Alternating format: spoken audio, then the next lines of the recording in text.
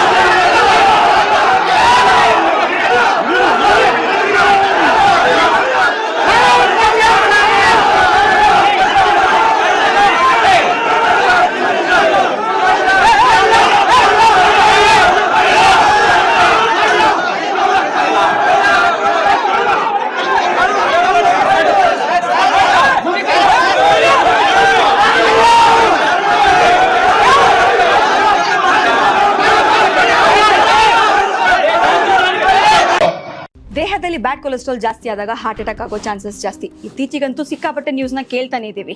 So ಬ್ಯಾಡ್ ಕೊಲೆಸ್ಟ್ರಾಲ್ನ ಕಮ್ಮಿ ಮಾಡೋದಕ್ಕೆ ಉತ್ತಮವಾದ ಆಹಾರ ತುಂಬ ಇಂಪಾರ್ಟೆಂಟು. ಜೀನಿ ಸ್ಲಿಮ್ ಯೂಸ್ ಮಾಡಿ. ಕರೆಕ್ಟ್, ಜೀನಿ ಸ್ಲಿಮ್ನಲ್ಲಿರುವಂತಹ ಎಷ್ಟೋ ಆಹಾರ ಧಾನ್ಯಗಳು ಕೊಲೆಸ್ಟ್ರಾಲ್ ಲೆವೆಲ್ನ ಕಮ್ಮಿ ಮಾಡೋದಕ್ಕೆ ಹೆಲ್ಪ್ಫುಲ್ ಆಗುತ್ತೆ. ಸೊ ಹೆಲ್ದಿ ಆಗಿರಿ, ಜೀನಿ ಸ್ಲಿಮ್ನ ಯೂಸ್ ಮಾಡಿ. ಇವತ್ತು ಚಪ್ಪಲಿಯನ್ನ ತೋರಿಸ್ತೀರಿ ನೀವು, ಯಾರಿಗೆ ತೋರಿಸಿದ್ರಿ? ಸಿರಿಗಾರಿ ನಾಗನಗೌಡ್ರಿಗೆ ತೋರಿಸಿದ್ರಿ, ನೀವು ಶಿವಪ್ಪರಿಗೆ ತೋರಿಸಿದ್ರಿ, ಇವತ್ತು ಉಮ್ಮಣ್ಣರಿಗೆ ತೋರಿಸಿದ್ರಿ, ಸಮಾಜದ ಎಲ್ಲ ಹಿರಿಯರಿಗೆ ತೋರಿಸಿದ್ರಿ. ನಿಮಗೆ ಯಾರಿಗೆ ಬೆಂಬಲ ಕೊಡಬೇಕು, ಯಾರಿಗೆ ಕೊಡಬಾರದು ಅನ್ನೋದು ಪರಿಜ್ಞಾನ ಇಲ್ವಾ ನಿಮಗೆ? ಇಷ್ಟು ದಿವಸ ಎಲ್ಲೋಗಿದ್ರಿ? ಇವತ್ತು ತಾಲೂಕನ್ನ ಹರದ ಹಂಚೆ ಹೋಗಂಗೆ ಮಾಡಿದಂತ ಈ ಸ್ವಾಮೀಜಿನೇ ಇವತ್ತು ನಾವು ಓಡಿಸ್ತೀವಿ, ಕಳಿಸ್ತೀವಿ. ಈಗ ನಾವು ಬರ್ತೀವಿ. ಈಗ ಏನ್ ತಿಳ್ಕೊಂಡಿದ್ದೀರಿ? ಶಿವಪ್ಪ ಹೋರಾಟದಿಂದ ಬಂದಿರಂತವ್ರು. ಇವತ್ತವ್ರ ಮಗ ನಾನು. ಏನ್ ಮಾತಾಡ್ತೀರಿ? ಏನ್ ಕೇಕಿ ಹೊಡೆಯೋದು ನಾವೇ ಕಲ್ಸಿರೋದು ನಿಮಗೆ?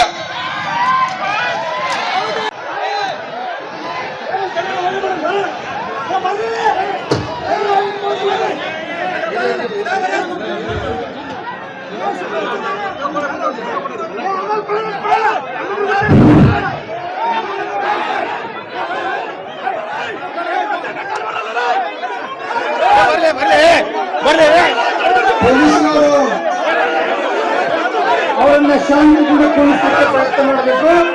ಶಾಂತಿಯಿಂದ ನಡೀತಕ್ಕಂಥ ಸಭೆಗೆ ಧಕ್ಕೆ ಮಾಡ್ತಕ್ಕಂಥ ಉದ್ದೇಶ ಹೊಂದಿದೆ. ಪೊಲೀಸರು ಅವ್ರ ಮೇಲೆ ಆಕ್ಷನ್ ಮಾಡಬೇಕು. ಪೊಲೀಸರು ಅವ್ರ ಮೇಲೆ ಆಕ್ಷನ್ ಮಾಡಬೇಕು. ದಬ್ಬಾಳಿಕೆ ಗುಂಡಾಗಿರಿ ಮಾಡೋದಲ್ಲ, ಲೆಕ್ಕ ಕೇಳಿ ಲೆಕ್ಕ ತಗೋಬೇಕು. ಅದು ಬಿಟ್ಟು ಸಮಾಜದ ಸ್ವಾಸ್ಥ್ಯ ಸಾರ್ವಜನಿಕ ಶಾಂತಿ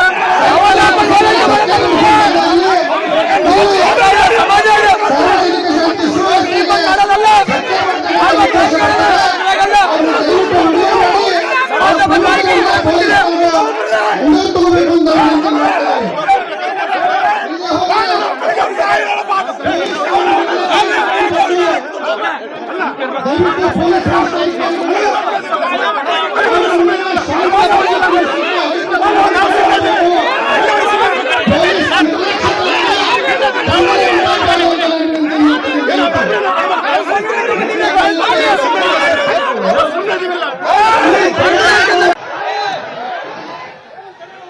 ಇದರ ನಡುವೆ ಲೆಕ್ಕ ಕೊಡುವ ಅಭಿಯಾನ ಮಾಡ್ತಿದ್ದ ಟ್ರಸ್ಟ್ನ ಪ್ರಧಾನ ಧರ್ಮದರ್ಶಿ ಬಿಸಿ ಉಮಾಪತಿಗೆ ಕೇಂದ್ರ ಸಚಿವ ವಿ ಸೋಮಣ್ಣ ಕರೆ ಮಾಡಿ ತರಾಟೆ ತೆಗೆದುಕೊಂಡಿದ್ದಾರೆ.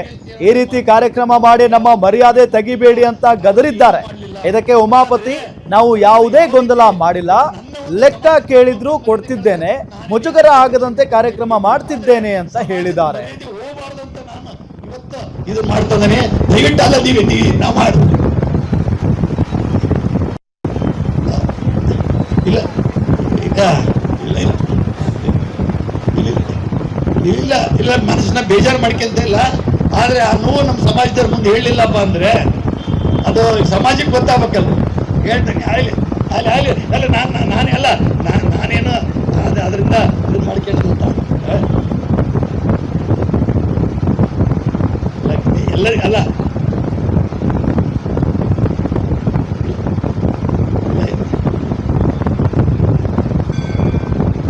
ಇಲ್ಲ ಪೋಲಿ ಅಂದ್ರೆ ಅದೇ ಪೋಲಿ ಅಂದ್ರೆ ಅದು ಹೆಂಗಿದೆ ಅಂತಂದ್ರೆ ಹೇಳಕ್ ನಾನು ನಿಮ್ಮೆದ್ರಿಗೆ ಹೇಳಕ್ ನಾಚಿಕೆ ಆಗುತ್ತೆ. ಇರಲಿ ನಾನು ಆಮೇಲೆ ಮಾತಾಡ್ತೇನೆ. ನಾನೇನು ಯಾವ್ದಕ್ಕೆ ಎದುರದಿಲ್ಲ, ಏನು ನಾವು ನೋವು ಮಾಡ್ಕೊಂಡಿಲ್ಲ, ಎದುರಿಲ್ಲ, ಏನೂ ಆಗೋದಿಲ್ಲ. ಸಮಾಜ ಮುಖ್ಯ ಹೊರತು ನಾನು ಇದನ್ನು ಮಾಡ್ಕೊಂತಾರೆ. ಧನ್ಯವಾದ. ಲೆಕ್ಕಪತ್ರದ ಬಗ್ಗೆ ಹೇಗೆ ಕೊಡಬೇಕು ಅನ್ನೋದ್ರ ಬಗ್ಗೆ ಅದಕ್ಕೊಂದು ಪುಸ್ತಕ ಮಾಡಬೇಕು. ಇದು ತರಾತುರ್ಲಿ ಬಂದು ಕಳ್ರಾಗ ಬಂದು ಕಳ್ರಂಗೆ ಲೆಕ್ಕ ಕೊಟ್ಟು ಹೋಗೋದಲ್ಲ. ಇದು ಕೃಷ್ಣ ಲೆಕ್ಕ ಕೊಟ್ಟು ಅಕೌಂಟ್ ಮೇಲೆ ಬಂದದನ್ನು ಅಷ್ಟು ತೋರಿಸೋದಲ್ಲ. ಭಕ್ತರು ಅನ್ಅಕೌಂಟೆಡ್ ಕೋಟಿ ಕೋಟಿ ಹಣ ಕೊಟ್ಟಿದ್ದಾರೆ, ಅದ್ರ ಬಗ್ಗೆ ಕೊಡಬೇಕಲ್ವಾ. ಇಲ್ಲಿ ನಾವು ಇನ್ನೂ ಸ್ವಾಮಿಗಳು ಅವಕ್ಕಿಂತ ಪೂರ್ವದಲ್ಲಿ ನಾವು ಸನ್ಯಾಸವೇ ಸ್ವೀಕಾರ ಮಾಡಿರಲಿಲ್ಲ. ಅಂಥ ಸಂದರ್ಭ ಸಮಾಜವನ್ನು ಕಟ್ಟಿದಂಥ ಹಿರಿಯರಿದ್ದಾರೆ. ನಮ್ಮ ನಂದಿಹಳ್ಳಿ ಆಲಪ್ಪರು ಇದ್ದಾರೆ, ಅವ್ರಿಗೆ ಗೊತ್ತಿದೆ ಲೆಕ್ಕ ಯಾವುದು ಅಂತಂದು. ಅವರು ಕೂಡ ತನು ಮನ ಧನದ ಮೂಲಕ ಸಮಾಜವನ್ನು ಕಟ್ಟಿದ್ದಾರೆ. ಹಾಗಾಗಿ ಈ ಲೆಕ್ಕವನ್ನು ಯಾರೂ ಒಪ್ಪಂಗಿಲ್ಲ. ಒಂದು ಪುಸ್ತಕವನ್ನು ಮಾಡಬೇಕು. ಪುಸ್ತಕದಲ್ಲಿ ಪ್ರತಿಯೊಂದೂ ಯಾರು ಅಕ್ಕಿ ಕೊಟ್ಟರು, ಯಾರು ಜೋಳ ಕೊಟ್ಟರು, ಯಾರು ಬೆಳ್ಳಿ ಕೊಟ್ಟರು, ಯಾರು ಬಂಗಾರ ಕೊಟ್ಟರು, ಯಾರು ದುಡ್ಡು ಕೊಟ್ಟರು, ಎಷ್ಟು ದುಡ್ಡು ಕೊಟ್ಟರು, ಈ ಮಠವನ್ನು ಕಟ್ಟಲಿಕ್ಕೆ ಮಣ್ಣು ಕೊಟ್ಟಾರೆ, ಮರಳು ಕೊಟ್ಟಾರೆ, ಕಬ್ಬಿಣ ಕೊಟ್ಟರೆ, ಇಟ್ಟಂಗಿ ಕೊಟ್ಟರೆ, ಅದೆಲ್ಲ ಲೆಕ್ಕ ಕೊಡಬೇಕಲ್ಲ, ಪಾರದರ್ಶಕವಾಗಿರ್ಬೇಕಲ್ವ. ಅದೆಲ್ಲ ಸ್ವಹ ಮಾಡಿಕೊಂಡು ಈಗ ತಮ್ಮ ಅಕೌಂಟ್ನಲ್ಲಿ ಬಂದದನ್ನು ಮಾತ್ರ ತಮ್ಗೆ ಹೆಂಗೆ ಬೇಕು ತೋರ್ಸೋಕ್ಕೆ ಯಾರು ಹೋಗ್ಬೇಕಿದು? ಇದು ಬಟ್ಟೆ ವ್ಯಾಪಾರ ಮಾಡಿದಂಗಲ್ಲಪ್ಪ. ಇದು 10ಕ್ಕೆ 11 ಮಾಡಿ ತೋರಿಸೋದಲ್ಲ ಅಂತ ನಮ್ಮ